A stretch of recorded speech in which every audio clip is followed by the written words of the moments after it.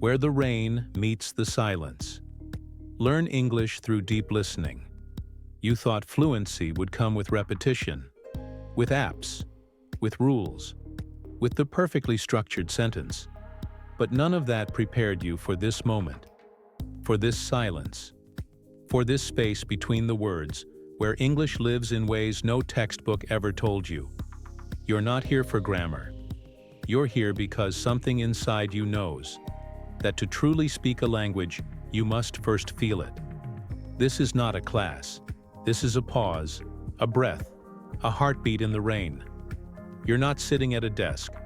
You're standing in the middle of a storm you didn't expect, with no umbrella, with no answers, just curiosity and the need to understand something that no one around you is translating for you. And that's the moment it begins. You start to hear things differently. A woman orders coffee, her voice smooth, rhythm steady. You don't need to translate. You feel her tone, the way she says, please, like it's the most natural thing in the world. You hear the barista respond, fast, casual. You catch 2 words, then 3, then a whole phrase. Not because you memorized it, but because it hit you, emotionally, before it ever reached your logic. That's the secret. The people who speak English fluently, they didn't get there by memorizing phrases. They got there by immersing themselves in the sound of the language, the soul of it, the messy, beautiful, everyday music of people being people. And now, it's your turn. This video isn't a tutorial, it's a journey, a cinematic experience where listening becomes instinct, where you stop chasing understanding and let it find you, where you begin to trust your brain in a way you never have before. Not to memorize, but to connect. You will not be given subtitles. You will not be given explanations. You will be given space, emotion, sound, silence, English, in its rawest form. The way real people speak, think, breathe. At first you might struggle. That's good. Let your brain feel lost. Let it wander. That's how rewiring happens. Don't chase the meaning. Follow the rhythm. Notice what changes inside you when you stop translating. Feel how much you already understand, even without perfect comprehension. This isn't passive listening. This is a full-body experience. You'll walk through city streets. You'll overhear stories you're not part of, yet feel like you are. You'll sit in quiet rooms, watching rain trickle down windows as voices echo softly in the background. And slowly, something will click. Not in your memory, in your intuition. Because fluency isn't about saying the right thing. It's about knowing the right thing without thinking. And that kind of knowing only happens when you've listened long enough to let the language live inside you. So get comfortable. Put on your headphones and step into the world of English, not as a student, but as a traveler. This is where the rain meets the silence, and your journey begins now. When the first drop falls, it starts with nothing, just stillness, a quiet room, a distant sky growing heavy, and then a sound, soft, inconsistent. The first drop of rain taps the window. You almost don't notice it, but your body does. You pause. The world pauses with you. No one speaks. There's no need. The air itself is waiting. This is the moment where language begins, not with words, but with awareness. You sit by the window, eyes open, ears sharper than they were a moment ago. Outside, a tree shivers. A car passes, slow and uncertain. A dog barks. A door closes. English is already all around you. Not in lessons, not in phrases, but in these ordinary fragments of life that nobody ever teaches you to listen for. The rain picks up. You're not translating. You're noticing. You hear a mother's voice calling her child from across the street. You don't catch every word, but you understand. Her tone, the rhythm, the urgency that comes with care. A group of teenagers laugh loudly as they run past, jackets flapping in the wind. Their words are fast, chaotic. Half of them don't finish their sentences. And yet, you smile. Because the meaning, the feeling, is clear. That's when it happens. You stop trying to understand English and start letting it happen to you. You realize that English is not clean. It's not orderly. It's not a perfectly pronounced sentence in a textbook. It's messy, emotional, full of broken phrases and interrupted thoughts. And yet, it communicates. It lives in tone, in timing, in silence, in eye contact and raised eyebrows and words that mean different things depending on how they're said. And that's why this rain matters. Because this isn't a listening exercise. It's an invitation to wake up. The room around you becomes part of the soundscape. The creak of a chair, the hum of the refrigerator, the way your own breath slows as you stop forcing comprehension and simply let go. You realize something else. You don't need subtitles. You don't need to understand everything. You just need to be here, fully present. And let English speak to your nervous system before it speaks to your brain. A kettle clicks. The scent of tea rises. A drop lands heavier than the others. You feel it in your chest. And then, for a brief second, the rain stops. You listen harder, expecting something. But what you get is nothing. And that nothing feels like music. Because in that silence, that precise second when the storm holds its breath, you hear yourself, not your thoughts, not your doubts, but your capacity to feel English, to absorb it, to live inside of it. And just like that, the rain returns, not louder, not sharper, but more familiar, because you're not outside the language anymore, you're inside it. This is where fluency begins, where the rain meets the silence, where sound becomes meaning before meaning becomes speech. The station without a name. You don't remember arriving. You're just there, standing in a space that feels suspended in time. No clocks, no announcements, no signs, just quiet. You're at a train station, but it doesn't feel like a place where people leave or arrive. It feels like a place where people wait for something they can't name, maybe for permission, maybe for clarity, maybe for change. A voice speaks overhead, male, calm, fast, American. But you only catch the ending. Track 3. It echoes and disappears into the structure like it was never real. You want to understand more, but there's no time to rewind. No subtitles, no second chance. That's the real world. That's the real English. A woman brushes past you, talking on the phone. Yeah, I'm already here. No, it's fine. I'm just waiting. Her voice is steady, clear, but she's not speaking to you. And that's what makes this moment powerful.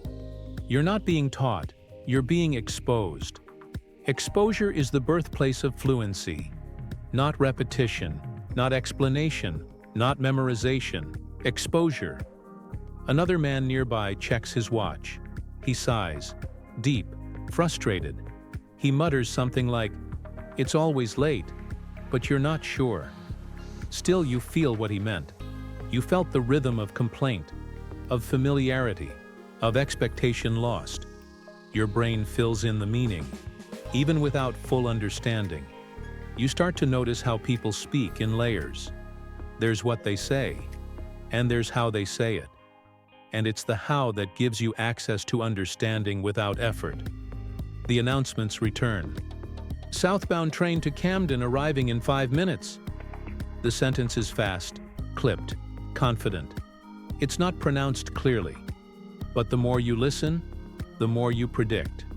Your brain doesn't wait anymore. It anticipates. It fills in the blanks.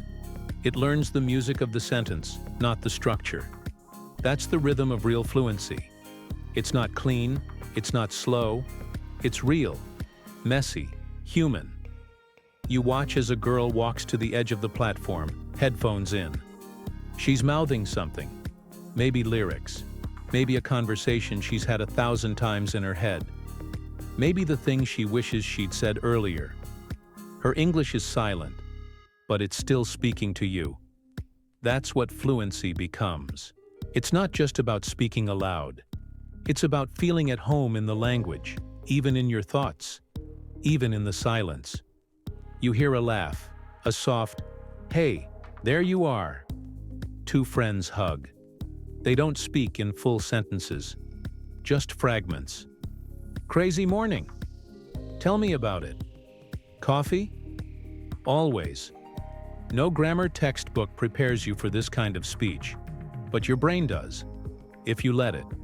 You don't translate anymore. You don't need to. You recognize. You respond. You understand. The train approaches. It hums like a whisper, like a breath being held. You watch the headlights grow. You feel the vibration in the ground before you hear the brakes. You sense the conversation about to end, or begin.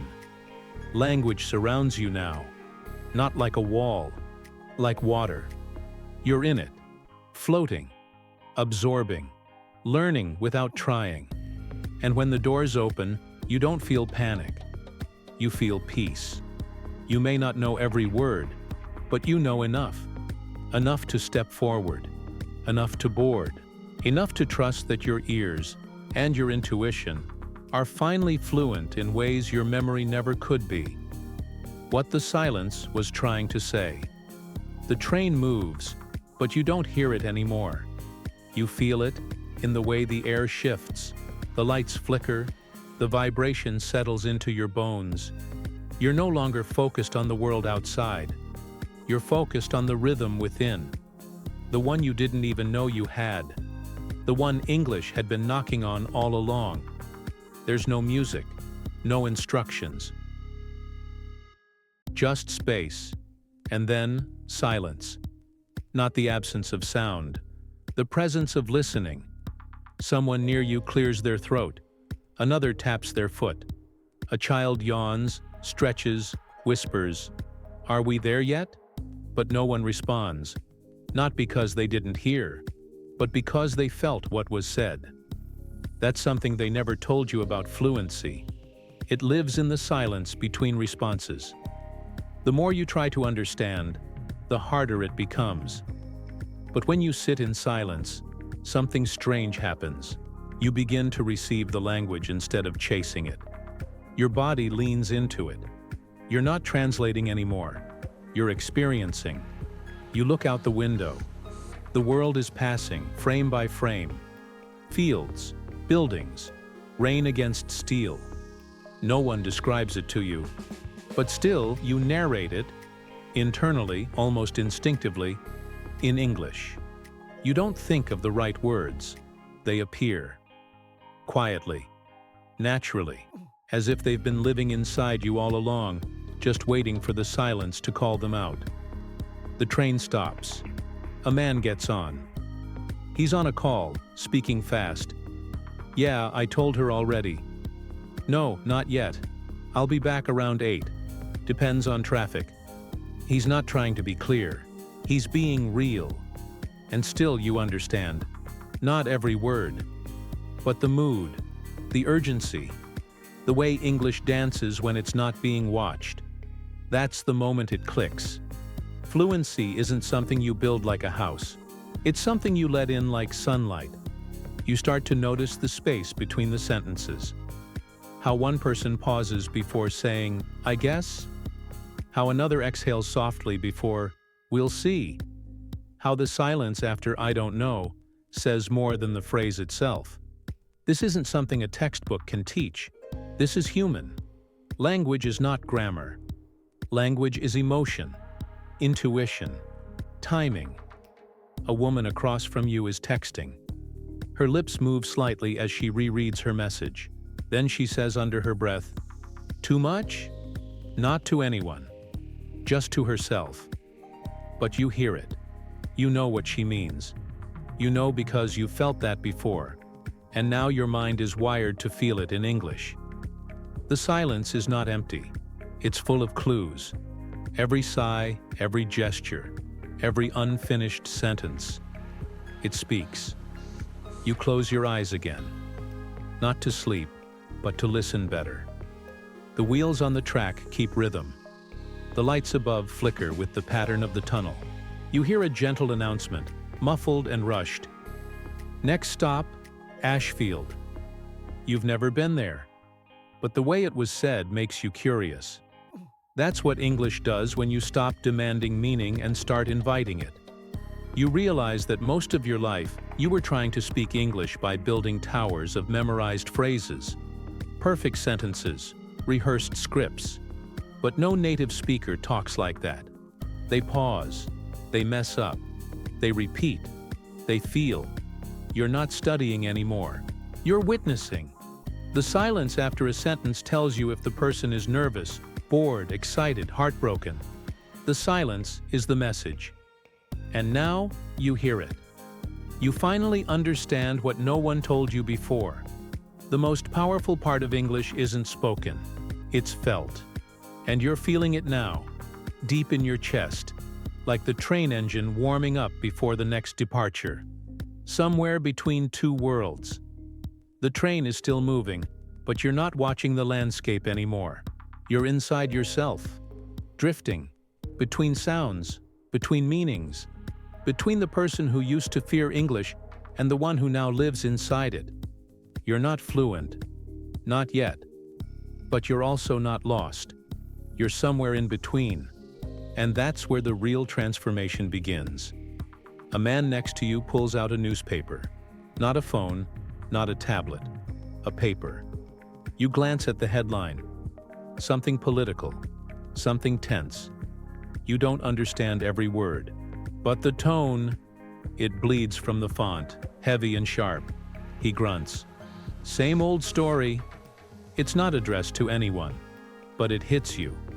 The sentence isn't complex, not grammatically impressive, yet it says everything. It says history, disbelief, resignation.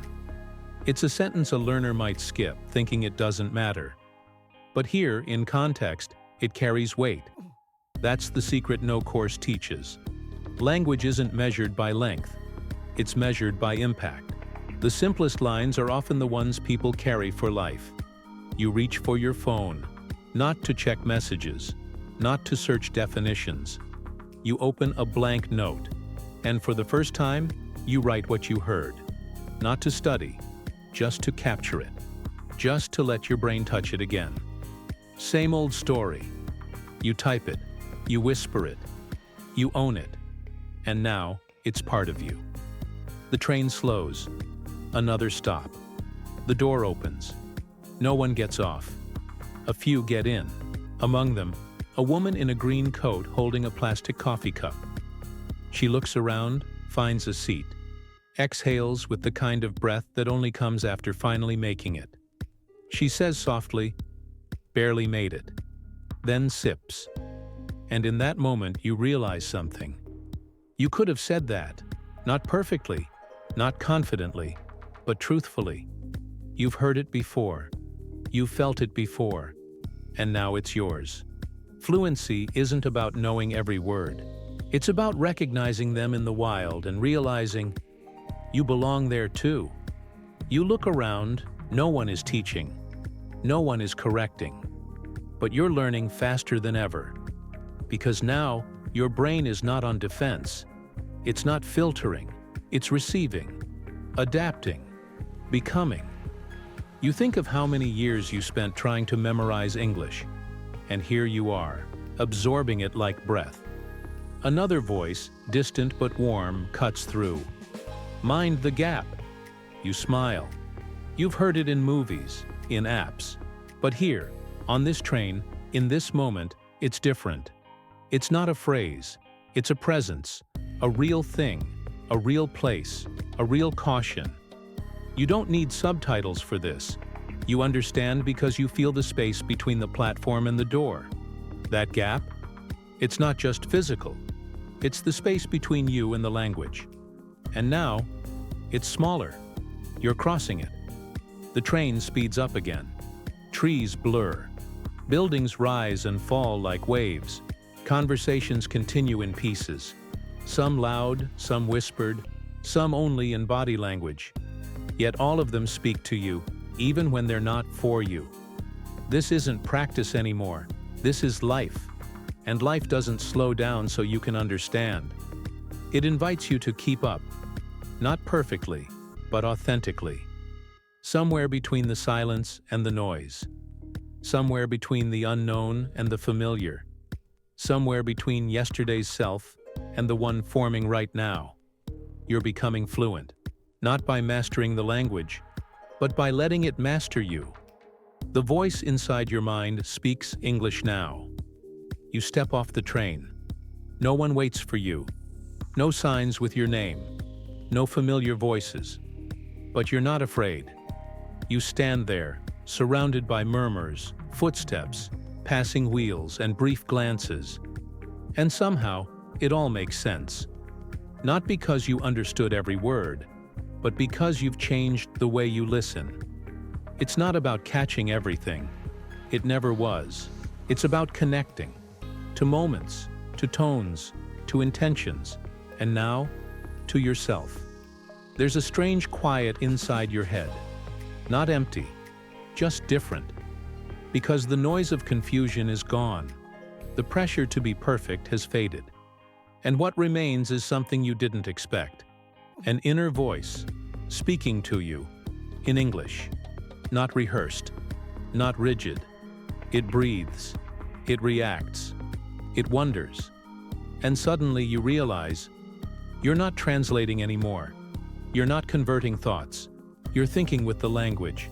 It's not a separate file to open and close. It's not a performance. It's you. A man drops his bag nearby. "Ah, not again," he mutters. You hear it, clear, relatable. That moment, that tiny crack in the world, becomes yours too. Because now you're not outside the language, looking in. You're in it. This is what no grammar book can give you. This is what no app can manufacture. This is the quiet revolution. When the voice in your head, the one that once hesitated, that once feared judgment, that once begged for a pause button, suddenly starts to flow in English, without warning, without permission. You cross the street. A woman is arguing with someone over the phone. She's upset. Her voice sharp, fast, layered with emotion. You don't catch it all, but you know how she feels.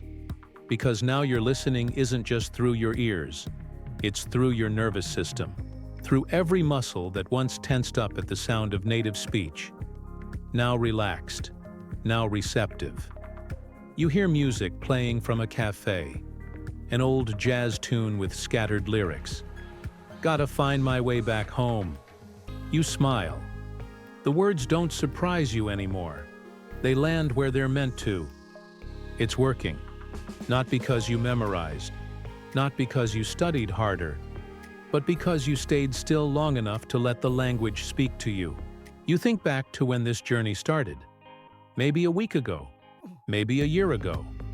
You remember chasing fluency like a finish line, like something to unlock. You imagined the day you'd finally get it. But now you know, it doesn't arrive all at once. It builds itself into your daily moments, into the silences you used to fill, into the background noise you used to ignore, into the rhythm of your thoughts. That's what fluency really is. Not a certificate, not a native accent, not flawless grammar. Fluency is when English stops being a subject and becomes your soundtrack. It follows you, it supports you, it becomes you. And here, now, in this city, after this train, you realize the voice inside your mind, the one that once doubted and translated and struggled to find the right words, now whispers back to you in calm and honest English. Not perfectly, but naturally. And that changes everything.